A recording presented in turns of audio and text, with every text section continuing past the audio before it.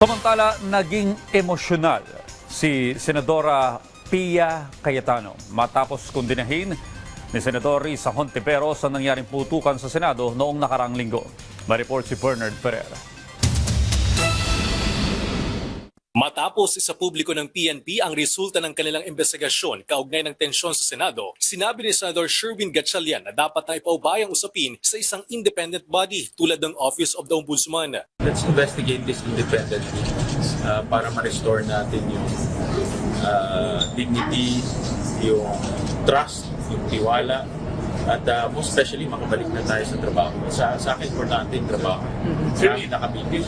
Git din niya, kailangang mapahusay ang koordinasyon ng iba't ibang ahensya, kabilang ang pulisya at militar para maiwasan na maulit ang insidente. Kinundina ni Senador Erwin Tulfo ang mga alegasyong iniugnay ang minority bloc sa nangyaring insidente sa Senado. Ayon kay Tulfo, noong May 12 o isang araw bagong insidente, pinaalam ng bagong liderato ng Senado ang planong pagdaraos ng All-Senator Caucus. Pero noong May 13, araw ng insidente, bandang 5:02 ng hapon, binago mano ito at ginawang majority-only caucus. Naturally, members of the minority who were no longer part of those internal deliberations eventually went home, Mr. President. To suggest that the mere fact that some senators were responsible for what later transpired just because they had already left the premises is speculative, irresponsible, and unsupported by evidence. Kinundin na rin ni Senador Risa Hontiveros ang naging gulo sa Senado. Sa loob-loob ko, hindi ako mapanatag na simula nung Lunes, ang ipinapakita natin ay para bang walang nangyari. Na para bang hindi nabastos ang ating institusyon, ang ating mga empleyado, at ang mga Pilipino.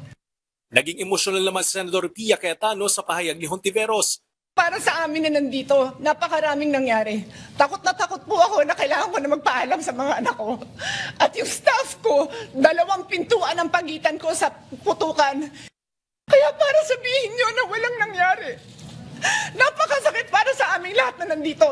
Nilinaw ni Hontiveros na ang tinutukoy niya ay ang mga nangyari matapos ang insidenteng nagdulot ng takot at ibang negatibong emosyon at karanasan. Nanindigan si DILG Secretary John Vic Remulla na walang naganap na pag-atake sa Senado batay sa mga ebidensyang nakalap matapos ang 6 na araw na investigasyon sa insidente noong May 13. Yunman, hindi pa niya matiyak kung stage o planado ang nangyari. Sinabi naman ni PNP Chief Police General Jose Melencio Nartates Jr. na dumating ang mga tauhan ng NBI sa GSIS complex para tumulong sa pagpapaigting ng seguridad. Nilinaw din niya na ang mga tunog ng pagbabarena bago insidente ay mula sa pagpapatibay ng bakal na pinto sa ground floor ng GSIS. Narecover ng otoridad ang 44 na basyo ng bala sa lugar pero walang natagpo ang bakas ng bala na tumagos o pumasok sa gusali ng Senado at walang putok na pinakawalan ang mga pulis at marines. Naipasa na ng PNP sa DOJ ang mga record ng investigasyon para masusing beripikahin at suriin ang lahat ng ebidensya para matukoy ang pananagutan.